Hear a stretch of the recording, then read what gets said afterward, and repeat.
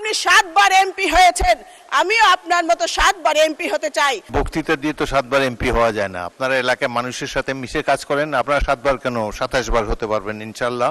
মাননীয় স্পিকার, আপনাকে কড়া হেডমাস্টার হিসেবে দেখতে চাই না, নারী বান্ধবী স্পিকার হিসেবে এই সংসদে দেখতে চাই। ফুল ফুটুক আর নাই ফুটুক, এই সংসদে আজ বসন্ত আমাদের 50 জনের কাছে। প্রত্যেক রাজনীতিবিদের জীবনে স্বপ্ন থাকে এই মহান সংসদে আসবার। তৃতীয়বারের মতো এই সংসদে এসেছি, পরম করুণাময় আল্লাহ পাকের কাছে শুকরিয়া। 2001-2026 সালে নির্বাচনে মাননীয় সদস্য প্রশ্ন করুন। 1 মিনিট সময় দেন মাননীয় স্পিকার, প্রথমে এসেছি, সময় সুযোগ নাই, প্রশ্ন করুন। মাননীয় স্পিকার, 2001-2026 সালে নির্বাচনে মাননীয় সদস্য 1 মিনিট, মাননীয় সদস্য 1 মিনিটে শেষ করুন। না, স্পিকার যখন বলে প্লিজ কিপ কোয়াইট। শুনুন, আপনি প্রারম্ভিক বক্তব্য একটা তো শুভেচ্ছা দিয়েছেন, এরা বেশি আর সুযোগ নাই, আমাদেরকে কার্যপ্রণালী বিধি মেনে চলতে হবে। একটি প্রশ্ন করুন প্লিজ। মাননীয় স্পিকার, আপনাকে কড়া হেডমাস্টার হিসেবে দেখতে চাই না, নারী বান্ধবী স্পিকার হিসেবে এই সংসদে দেখতে চাই।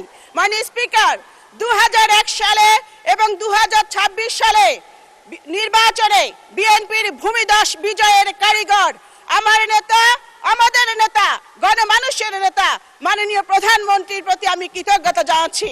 মাননীয় স্পিকার, এই সংসদে সংরক্ষিত নারী আসনকে অতীতে 30 সেট অলংকার হিসেবে বলা হতো।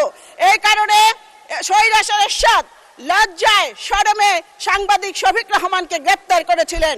আমি আপনাকে বলতে চাই, আমরা যে 50 জন এই সংসদে এসেছি, আপনি যদি আমাদের কথা বলার সুযোগ দেন তাহলে আমরা 50 সেট অলংকার নয়, 50 সেট নারী জাতির অহংকার হিসেবে নিজেদের পরিচিত করব।